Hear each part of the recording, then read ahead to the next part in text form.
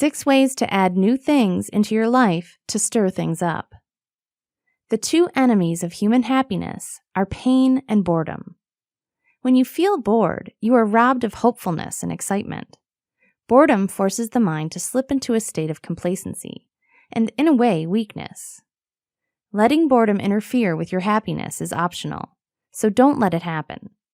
Instead, try these 6 ways to fill your life with fun, exciting things to try. 1. Make a change. Boredom often comes from a lack of activity or interest. So make a change in your life. Start with a change of mindset, whether that means adopting a more optimistic outlook or being more adventurous. 2.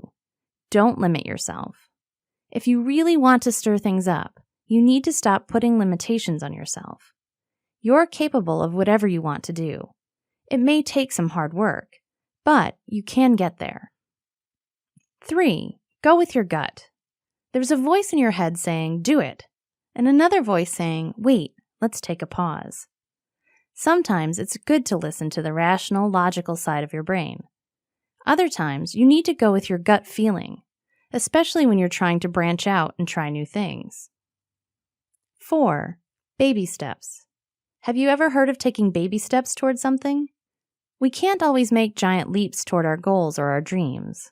Often, we need to start small. Perhaps that means trying a new ice cream flavor or going to a different mall. Little by little, you'll begin working your mind into being more adventurous. 5. Make a list. Just like a to-do list, you can make a do list. Draft up a catalog of things you want to do for yourself, for fun. This list can include all new things, some old things, or all of the above. The point is to hold yourself accountable, to branch out of your comfort zone. 6. Make plans quickly. We've all committed to the age-old foul of making plans too far in advance that when the time comes around, we're not so excited about the plans anymore. If you make your plans with more immediacy, you'll hold yourself to them and you'll be less likely to back out. As you read through these tips, know that there is no trickery here.